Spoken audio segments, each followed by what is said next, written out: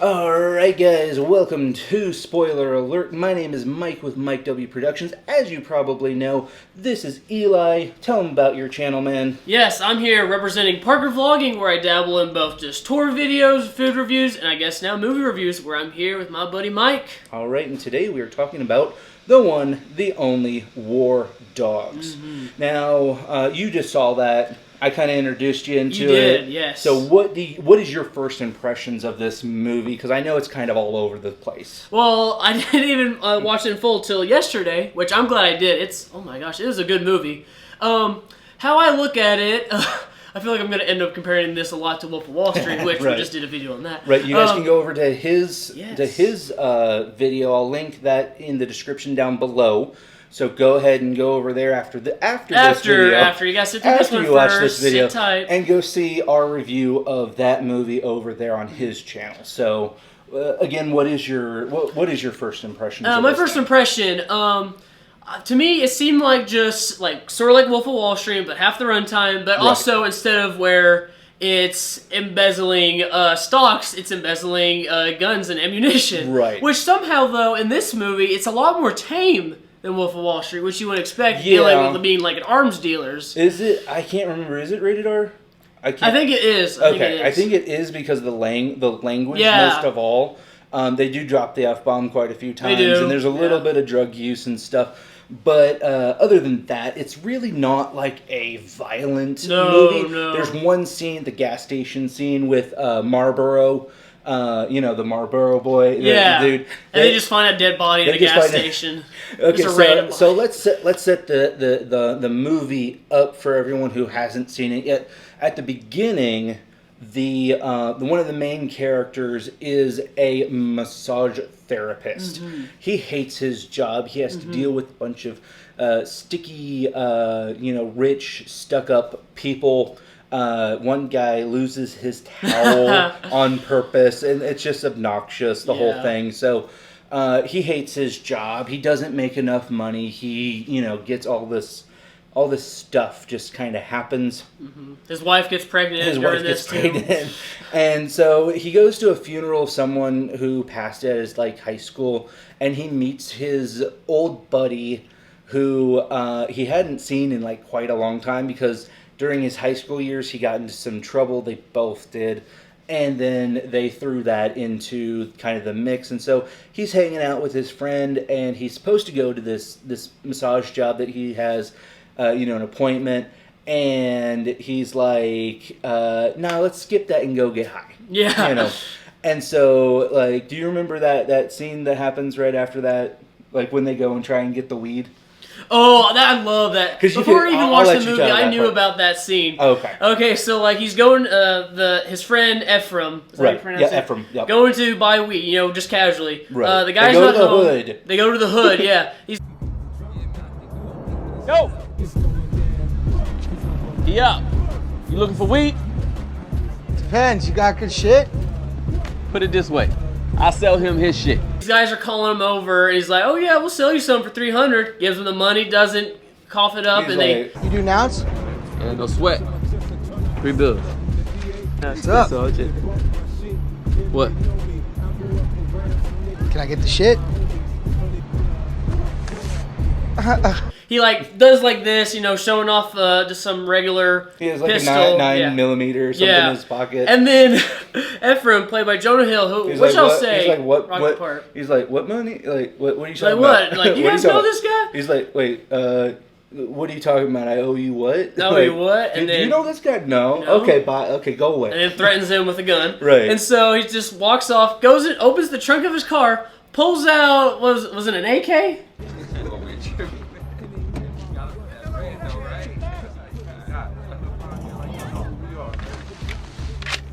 Yo, hold up, man. Yo. Some sort of automatic It wasn't an weapon. AK. I don't know exactly what the gun was, but it was a fully automatic. Yeah, I was gonna say, he just starts lighting that thing up. You have to be a high, just to carry an automatic in America, you either have to be doing something illegal or you have to be licensed. He did say he was hard. licensed. He was class 3 or something Yeah, like that? class 3. Yeah, Yeah. so... Yo. Dad, are you crazy? It's cool, bro. I have a Class 3 firearms license. Huh? Come on, get in. That's basically like your automatics and stuff like that. You Yeah. can't have like a bazooka or grenade launcher or anything like that, but you can have like an automatic weapon at Class 3. It's just, it was ridiculous. And so like they all scattered because they were like, oh man, white boy go crazy. Yeah. So it's like, so, and that's how he got introduced, and the main character was like, what's up with all the guns and stuff? Like, what's up with that? We're going to get in trouble. The other thing is, he was shooting up in the air, which I hate when people do bad gun safety stuff. If you guys watch my videos, anytime that someone does something stupid on a video or a movie, I call it out because it's like, dude, like, you're gonna, like, bullets go up, they come down.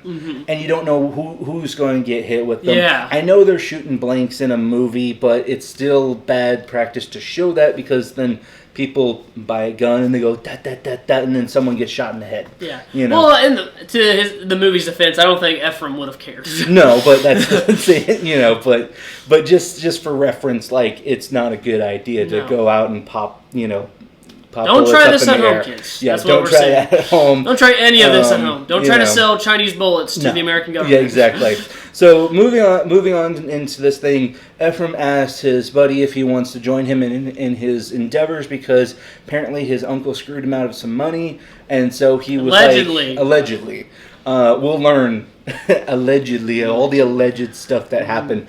But so he invites his friend to come help him do some stuff, because this was back during Bush's time, and Bush had this new rule because Cheney kind of screwed things up and was selling to his buddies, but then they opened up the market to anyone can go with like an FFL, federal firearms license, can go and purchase and sell these weapons to the military. And when you're dealing with the Pentagon, crumbs are worth millions.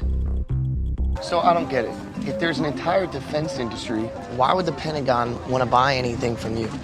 They don't want to, they have to. You remember Little League? How at the end of the season they'd give out that big MVP trophy and that one kid would always win it? Yeah, Evan Talbot. Right, but then one year somebody's mom complained and they had to give everybody a little trophy so they wouldn't feel bad. Even that fat retarded kid, Robbie Friedman, got one. That's kind of like what's happening here.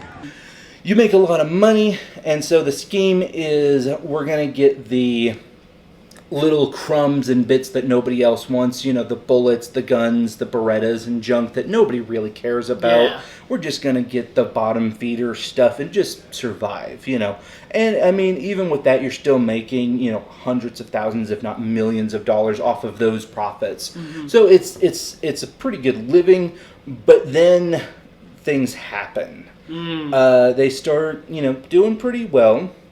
There was one scene I remember at the like when they're talking at what is it called, IEW or something It's like that. called. Are you talking about the business? The business. AEY.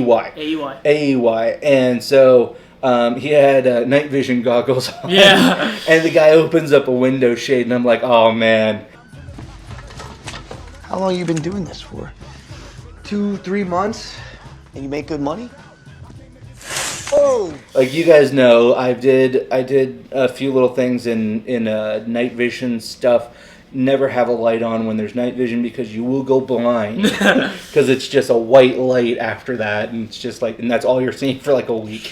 So you will go blind, and I'm like, oh man, it was funny, because I'm like, I know what that does, But there's the whole premise of the movie is just kind of, them selling stuff, but then they get this call from this colonel saying, where's my guns at? And he's like, what are you talking about? He's like, my guns aren't here yet. They were supposed to be here a couple days ago. How are you going to fix this? I'm going to dox you and make it where you guys can't work in this field anymore. And so they're like, oh man, we got to go get these guns. And the problem is that Italy, they wanted Berettas, which is a standard military, anyone can have a Beretta. That's the thing. It's a basic 9mm, and it's a basic gun, is what I'm saying. But it's made in Italy, and it can't be shipped to this country because there's an embargo. Yeah. Because of the war. So it's like, well, we can't have people shipping the enemy weapons, so we just tell Italy, hey, you guys just can't ship things over here. So they end up having to fly to the country that it got stuck in, Jordan, and make a couple of deals, you know, and then we meet Marlboro. Yep.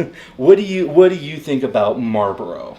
I feel like you're setting him up to have some big significance. I mean, I liked him. Well, I mean, he was one of my favorite characters that's just like Matthew McConaughey in The Wolf of Wall Street, which you guys can go, again, the link's below, go and watch that review after this one. He is the Matthew McConaughey of this movie, even though he's not really a big character. Yeah. And he's not really a famous actor, but his character's just like the small thing that adds so much to the story. Yeah, he has the impact, yeah. You know, it's just a small role, but it adds so much to the story. I will say he is a part of probably my favorite portion of the movie where it takes place. The gas station scene? Well, not just the gas station, just the whole when they're in Iran. Oh, okay, when they're on the ground, yeah. And they're like traveling and then they're running. Well, I'll let you get into that. Well, they get the Berettas in Jordan. And they hire this guy named Marlboro, and we find out why his name is Marlboro, because we're going down the street, and they see this little sparkle of light. And I mean, if you're watching it on TV, you barely see it. Yeah, I didn't see it when I was watching it. That's what I'm saying. I was like, do you see that? I'm like, what is a I was like, what is he talking about? It's all black, and it's like... What is that? What? You don't see that? No, you see this little shimmer, and it's like, oh, okay. And then they stop, and there's these guards there with these guns, and they're like, hey, you guys roll down your windows, we need to talk to you. And he's like, hey, I'm gonna grab these cigarettes.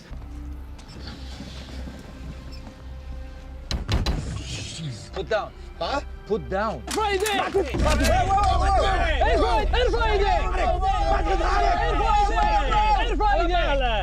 And they're Marlboros. Yeah. And that's why his name is Marlboro, because he hands out these Marlboro And he says cigarettes. that they're not carrying like weapons and stuff, but rather just Marlboro cigarettes. We're not carrying anything illegal. Also, what kind of border control is that? They don't even check the bag. It's just like, here, take these cigarettes. I don't even think they were border control. I think they were just guys watching that road. Oh. Like, in the Middle East, you have sheiks and stuff, and they just have guys that will go out and be like, oh, hey, there's a road tax. Yeah. And then, you know, and if you don't pay us X amount of money, you're stuck here, or we'll shoot you and take all your stuff. Yeah. Like, that's basically how it works in most other countries. And it's like, you know, it's one of those things. They call those tolls in America.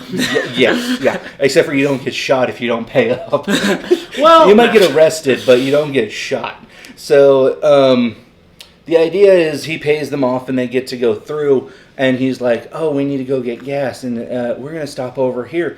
And it's really good gas, really cheap. And we find out that it's an abandoned gas station. And the reason why it's abandoned is because the Taliban, I'm assuming at the time, it was that time of the season, went in and killed everyone. Yeah.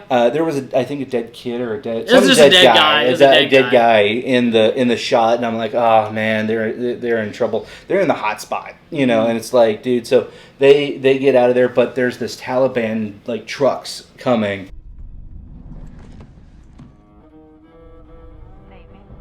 Mm-hmm. And so he's like, guys, we need to go. And then we don't know where Marlboro was because he was. And then I just thought he was dead. He's like, I gotta go take a pee. Yeah. And so he jumps out. Be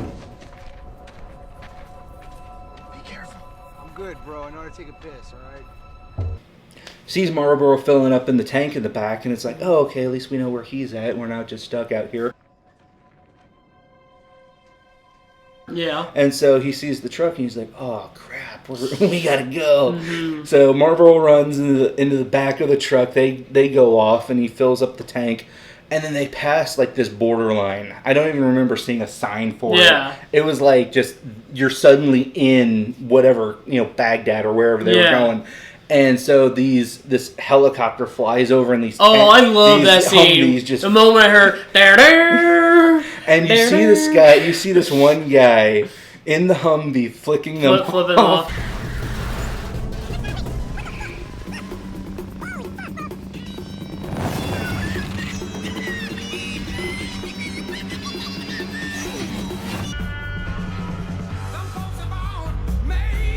Yeah. And I'm like, oh, okay, so we're going that route. And so these guys just turn around and haul back to wherever they came from. And they were like, you guys went through he meets the colonel guy. Yeah. Finally, he's like, you guys went through like the Satan's Triangle or something like that. Yeah, that's what it's called. I'm like, oh, dude, you guys could have got killed. Yeah. And then we come back home, and the whole thing is like, this guy's still doing the massage therapy stuff. He had this little scheme where he was going to sell like bed sheets to retirement like homes. not just bed sheets, but like cashmere Yeah, bed sheets, like the deluxe, high quality, yeah. good stuff. And it's like there was this one scene, and this is honestly another favorite part of the movie. Is he's at a retirement home, and the son of the main guy who he's trying to sell these sheets to, there's two really funny parts. Is one, the son is singing "Don't Fear the Reaper." All our times have come. My plan was to sell quality bed sheets wholesale to all the retirement homes in South Florida. Have you ever seen the skin on an 82-year-old man? Have you ever felt it? Yeah, actually, I'm a certified massage therapist, and a lot of my clients are elderly. Then you should know. These sheets, it would be like wrapping a lizard in cashmere. Would you do that? Would you wrap a lizard in cashmere? Yeah. All our Oh my times gosh. have come to a bunch of old people, which Yeah. is just hilarious to me because I'm like, wow. That's funny. And then he's like, have you ever felt an old person? He's like, yeah, I had a grandma, and it's not the best type of skin, that they have. If I buy your stuff, your sheets, it'd be like wrapping A lizard. in cashmere. Would you personally wrap a lizard in cashmere? And he's like, no. And he's like, nah. So why would I? So why would I? Yeah. So he decides to actually go and start working more with the other guy, lying to his wife, because she's against the war, until they start making money, which Yeah. is kind of the crux of the whole thing is, money, there's the old saying, money corrupts everything. Yeah. And then absolute power corrupts absolutely and stuff like that. But money is usually the root. Money is the root of all evils. Yeah. Basically, what the old saying is. So they get kind of greedy. They find this thing on the site that they go on to, and it's for these certain guns and this, and then this much ammo. They can get the guns. That's pretty easy. They're arms dealers. They know where to get that kind of stuff. But the bullets. The AK-47 bullets, that's the issue. And so they go to Albania. XCon? Oh yeah, no, Vegas. Vegas. Something. Yeah, Vegas they go X to or something, I Vegas. forgot. Yeah, Vegas X. Vegas X. Which is basically your gun dealer Comic-Con is how they said it. Yep. And another thing, and we mentioned how I hate bad gun etiquette in movies. I absolutely hate it. There was a guy on the expo floor holding a 9mm, and he had a little pointer Little laser sight pointer, on, yeah. little laser Laser sight sight, on yeah. there, and he's pointing it, and all you see is a little dot going up the guy's and like right on his head, Yeah. and then you see the guy going like this, and I'm like, I would take that away from you. Like, Well, you do there's not- a guy sitting next to him that literally He's, like down the it's like hall. stop that. And the guy next to him was like, no. No, And I'm yeah. like, no, I would be like, I'm not buying. You're not buying from me. Go away. Yeah. Like, that is just poor Pointing gun laser sights at etiquette. random. Like I legit thought he was gonna get Like, sniped dude, out like, of nowhere. I've heard horror stories of people putting bullets into show guns. We know Rust just happened. If you know the story of Rust. Oh, yeah, what's Alec his name? Yeah, Baldwin. Yeah. the whole Alec Baldwin thing. It's like, dude, you need to make sure absolutely that this thing is empty. I know it's just for the movie's sake, but I'm like, dude, I would have been like, go away.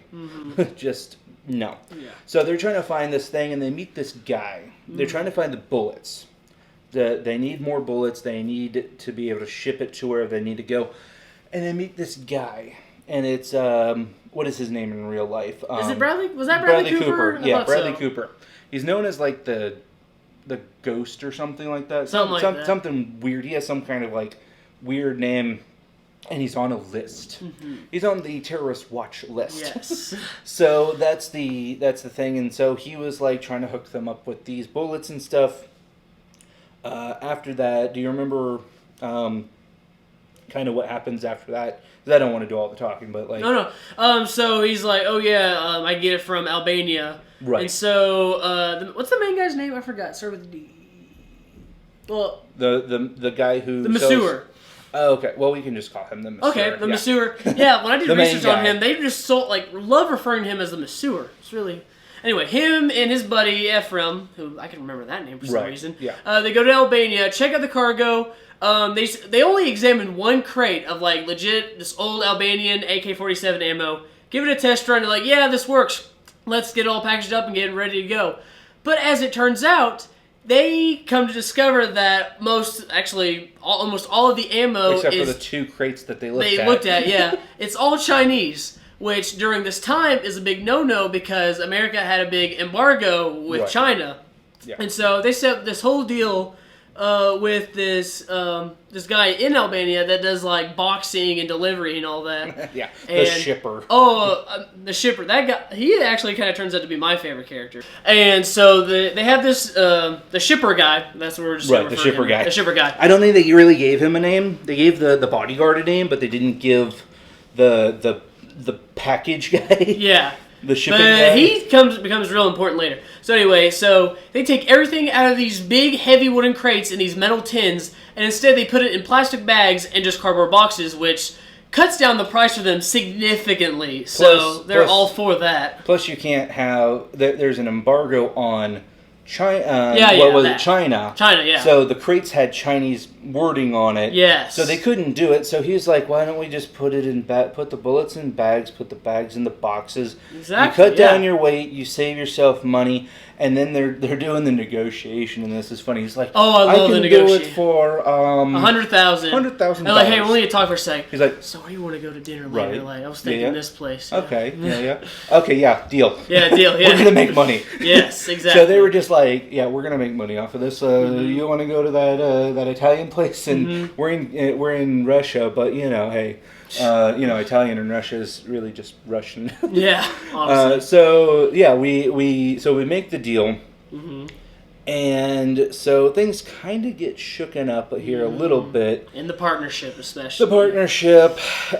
So the main guy has a contract for his buddy to sign, and he's like, okay, whatever. And then the buddy brings the main guy over a golden grenade as just a token of friendship, and we've made a bunch of money off of this. Yeah. And they're actually growing as a corporation now. They've hired people, and there's that one scene where the guy's like, what does the what does it What does mean? AEY stand for? Yeah, what does AEY stand for? And he's like, what do you mean, like as in like our personal beliefs and stuff? Yeah. No. What does AEY stand for? Like the meaning of the letters? And he's like, Do you have any questions?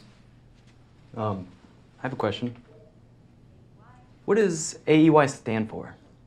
What do you mean, like morally? No, I mean, what do the letters mean?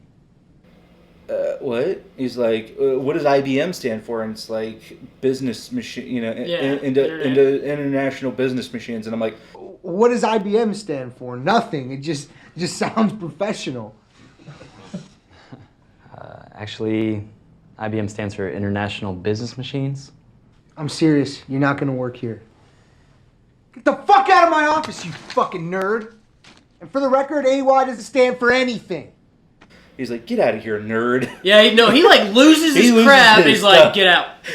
He's like, we don't need no nerds here. Yeah. Oh, by the way, it doesn't mean anything. Yeah. It's just a thing we made up. It's like, That sounded okay. cool. You could have made something up and been like, okay, whatever. And just a little tidbit here, AEY, it was so cool watching at the end of the movie because it was saying, we'll be able to open back up in 2022. But then, it got shut down in 2008, didn't it? Officially. Yeah, in 2008. I read an article about it yesterday. And it Which said is the officially. ridiculous thing, and we'll get to that. At the end is like, so they're still working on this whole deal. The guy who they're working with, we find out is like on a terrorist watch list, Yeah. and that's like we find that out in Vegas and stuff.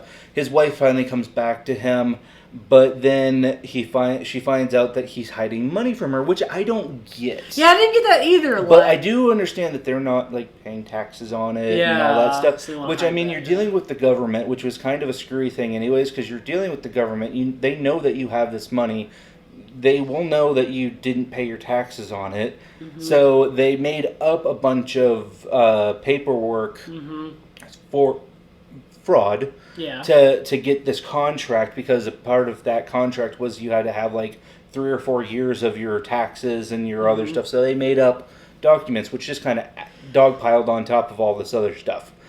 And so the wife finds out that the husband, our main character's wife finds out that that he was hiding this money because she found a big thing of $100 bills behind in the toilet bowl. Not the bowl, but the tank. Like in it, yeah. Yeah, in the tank, wrapped in plastic or something. Mm-hmm. And I'm like, oh man, you lied to your wife again. Like, she didn't like that he lied about the business itself, and now he lied again. So she's like, no, I'm leaving. I'm going to stay with my mother. Mm-hmm. I'm taking our 1 or 2 year old child with us. You go do whatever you want. She's like, because he was like, oh, I need to go back to wherever. And she was like, yeah, fine, I'm gonna go to my mom's. Yeah. Like, you lied to me, bye. So it was like it was an interesting shot, and that whole thing just kind of turned upon its head.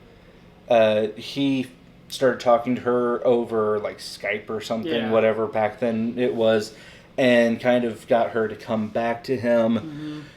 But then we get into this little trouble where the Ephraim character finds out that Bradley Cooper's character, the terrorist dude, is kind of screwing them on their own deal. So they're getting pennies on the dollar or something, where he's getting a bulk of whatever it was on the overhead deal, on the bullets itself.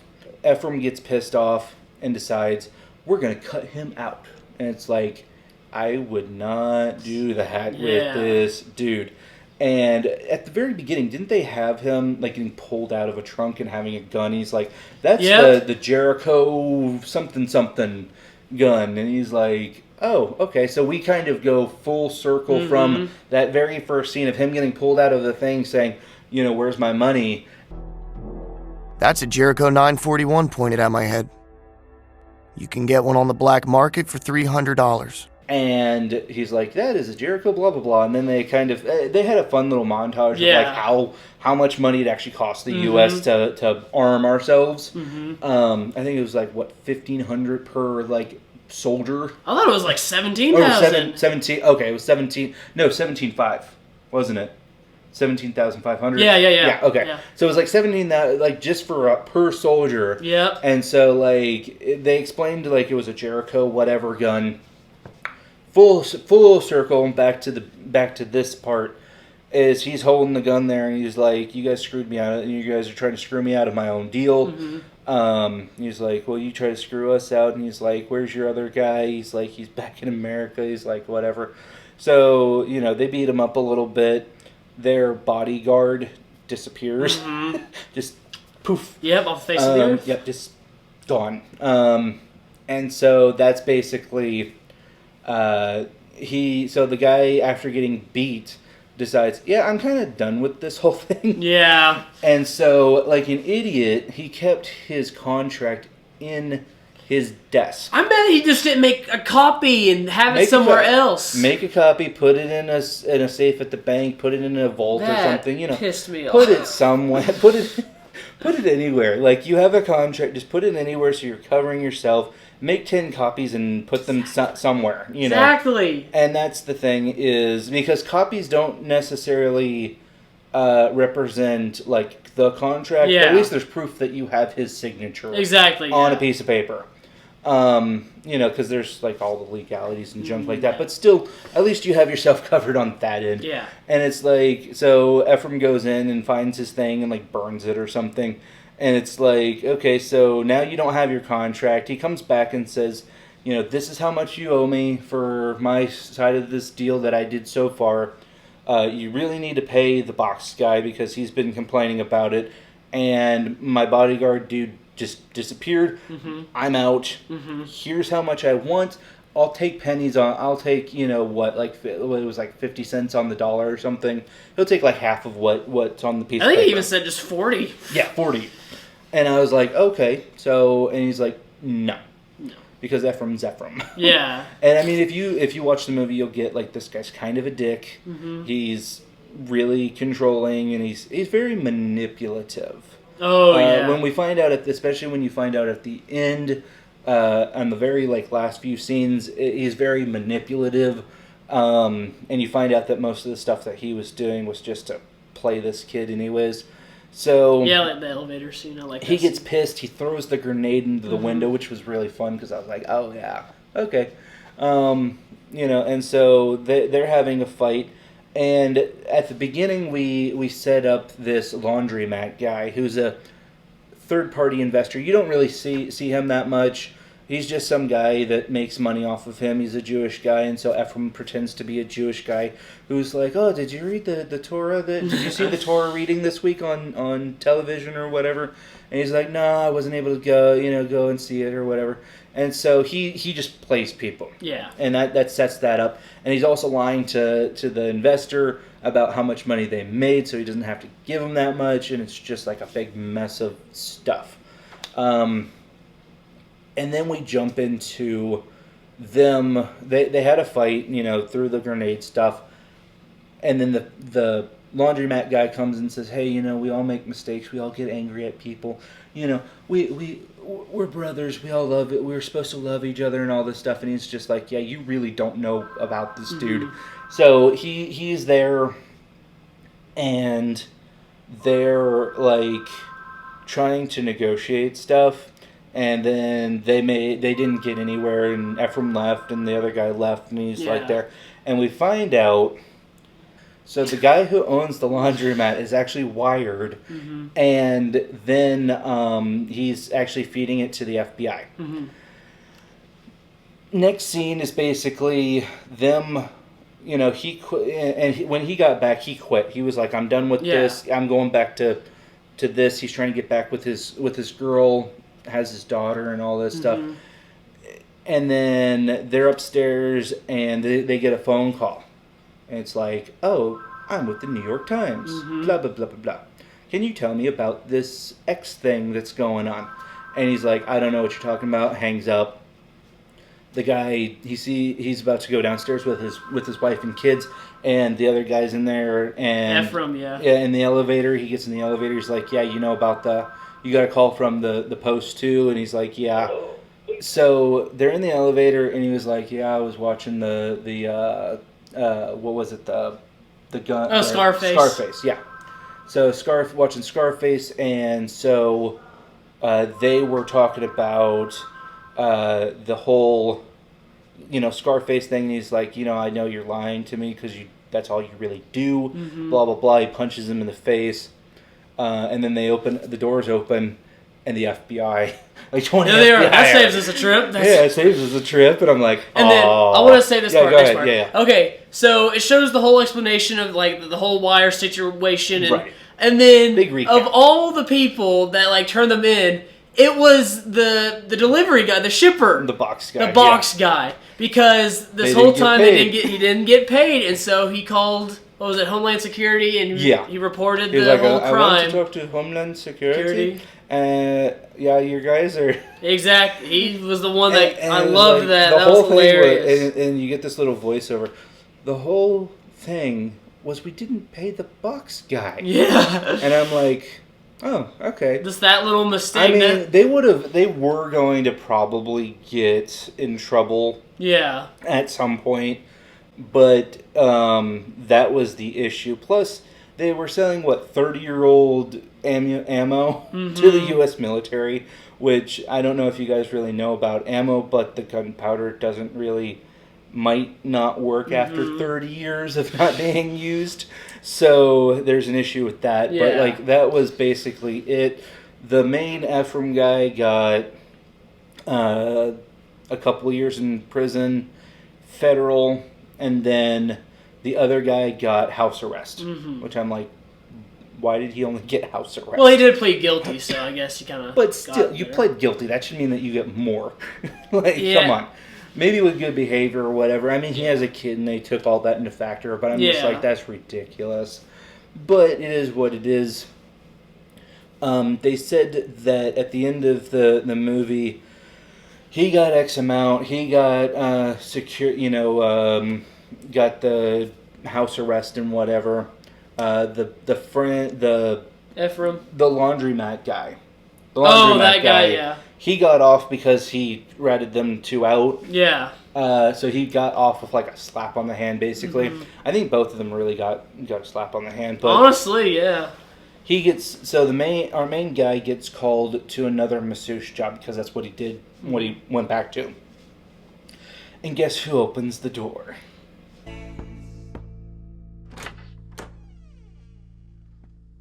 You want to? Terrorist guy. The ghost. The ghost. Bradley Cooper. Yep. That guy. Bradley Cooper is there, and he's like, "Oh crap."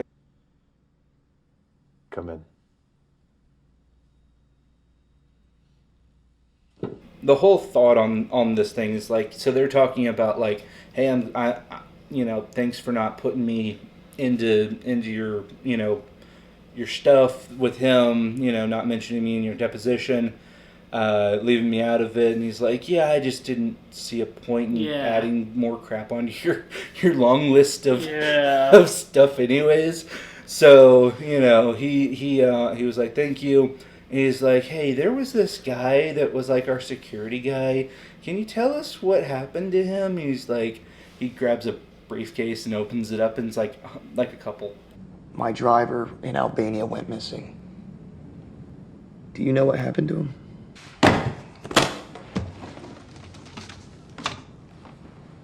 It's a piece of my end on the Afghan deal. No more questions. Like $1,000 worth of like $100 bills, and I'm like, he's like, yeah, no more questions. Yeah, and that's it. Like that's it. That's where it is. Yeah, and he's like, no more questions. The song kicks in. It's like, okay, no more questions. Yeah. And then it gives us the little rundown of like what actually, what happened to each person, And then the funniest, like in the dumbest way thing that happened was AEY is allowed to go back into business in 2022. 22. Yeah, that's what I was like, whoa, that's this year. 2022, and that's this year. I don't know when, but they're allowed to start selling again. Well, no, not anymore, though. No, but it said that they're allowed to. No, back then, when the movie came out, yeah, but then I think it was, like, I read an article, it was finally shut down in 2008. Okay. Like, official, like, they can't open it. Okay, I didn't know about that. So do you know anything about, like, the true life thing of this? Because I know you just said that got shut down. Not, like, the aftermath-wise. I think this one was a bit more on par with what actually happened. Okay. As opposed to, like, Wolf of Wall Street. Which you guys should. Yeah. This video's almost over, so then you can jump over there after this. But no, not much of the aftermath. That's all I really know. Because I was like, yo, is that going to open back up? But I didn't really do like a deep dive on this one for like the historical meanings, because I just kind of took it at face value. Like, it's a movie. Half of the stuff really didn't happen. Some of it did. Most of it didn't. But, it's the little things. I like the Wolf of Wall Street because there's a lot of like things that really didn't happen. Yeah. Because it was based off of a book that the guy himself wrote. No. So that was my thing. Is like, oh, okay. So you write your own book, and I'm like, oh, okay. So you're going to be looking pretty fresh on this because you're the one writing about yourself. Now he did make himself out to be the bad guy, like in all legality. Because there's things that you honestly cannot skirt around and make yourself look like the hero. Yeah. But it was pretty interesting. And this one is just an interesting story. Whether or not it's true, it's just a fun movie to watch. And I'm glad you said that because I think this movie really showed like the two different kinds of people. There's our main protagonist, the masseur, who's more like he's an authentic person. Even when he gets caught up in the greed, he's like you say, he's just trying to get by. He's looking out for his family. He doesn't I mean, he does eventually care about the wealth and all that crap. Well, he but gets caught. He gets caught up. in it. And then there's Ephraim who only wants to look out for himself. He puts on a persona for everybody. Right. He even tricks the main guy, the masseur, into like being like, "Oh yeah, I'm your best friend. I'm looking out for you. I'm looking out for us." Right. But when in reality, he just only cares about even Ephraim. in the elevator, he's like, "Yeah, I wasn't even watching Scarface." Yeah, because he was trying to have a heart-to-heart. He's like, dude, I watched Scarface last night. I was thinking about you. Hey, man, I'm really sorry about the thing. I was watching Scarface and that whole brotherhood thing and all this stuff. He's like, yeah, man, I wasn't even watching Scarface. Yeah, so. So it's just like, whatever, but like, the whole story itself is a little more, I think there's just as much like comedic value in it as The Wolf of Wall Street. I wouldn't say that. I would say, okay, maybe Wolf of Wall Street had more comedic value, but this one had like just as much story, like build up. Yeah. The Wolf of Wall Street definitely had like more like funny, like the Quaaludes and the plane accidents dwarf and stuff. tossing. The dwarf tossing. Yeah, the dwarf tossing. Yeah, just a lot of stuff. Yeah, there's just a lot of the overarching like insanity of the whole movie itself versus this one just kind of like telling a few jokes, having him shoot at the guys at the weed place, and trying to get all that done. The contrasts are there, but we're not really like comparing the two, you know what I mean? But it's just pretty interesting. So if you guys want to go and watch that review, go over down to the description below. I might even be able to link it over here for you guys. And if you guys want to, hit that little subscribe button as well, because that's very important. That should be popping and it's up free in a second. And it's free. I mean, you're doing me a favor. So with that being said, guys, I am Mike with Mike W Productions. This is Eli. And what is your channel again? Parker Vlogging. Parker Vlogging. So with that being said, guys, thank you to all of the subscribers. Thank you for getting this far in the video. And we will see you next time. Peace.